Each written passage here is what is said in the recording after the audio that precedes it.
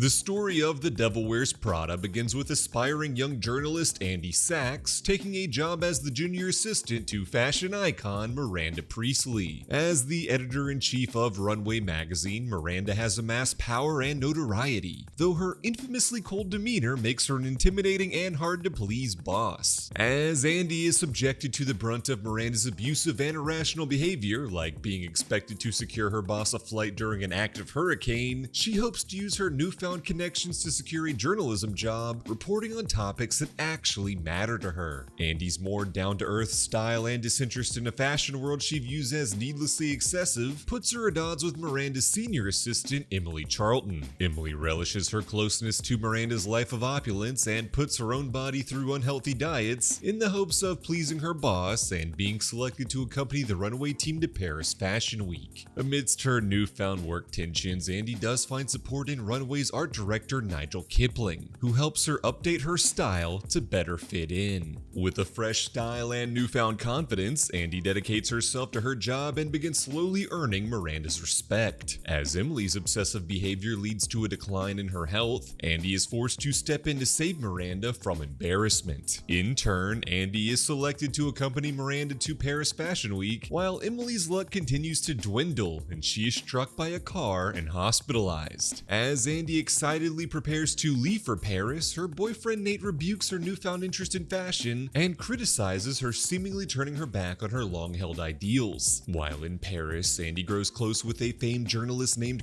Thompson, who cockily tries to woo her. But Andy's date as well as her dream experience in Paris are derailed by discovering a series of setbacks for Miranda. Nigel confides in Andy that he is leaving Runway to accept a creative director position with the on-the-rise designer named James Holt. To make matters worse, Andy discovers that Jacqueline, the editor-in-chief of the French Runway magazine, is angling to take over Miranda's role at Runway in New York. When Andy tries to warn Miranda, her boss coldly dismisses her as she is also grappling with the news that her husband has filed for divorce. Andy and Nigel are then both shocked when Miranda reveals that she has orchestrated for Jacqueline to accept the creative director job working for James Holt, throwing her old friend Nigel under the bus to save her own position. Disgusted by Miranda's selfishness and realizing her rivalry with Emily is turning her into a similar person, Andy angrily departs. Upon arriving back in New York, Andy realizes that she can't easily return to her old life. Although she and Nate come to better terms, Andy's ex-boyfriend accepts a new job in Boston, leading to the pair separating amicably. Andy then lands an interview for a journalist job at New York Mirror, where she learns that Miranda has told the editor that they would be an idiot not to hire her. And so, with some unexpected help from Miranda, Andy finally lands her dream job. As the movie comes to a close, Andy walks past the Runway offices, and though Miranda coldly doesn't acknowledge Andy to her face, the Devil in Prada does smile in private, proud of the new confident woman she had a hand in designing.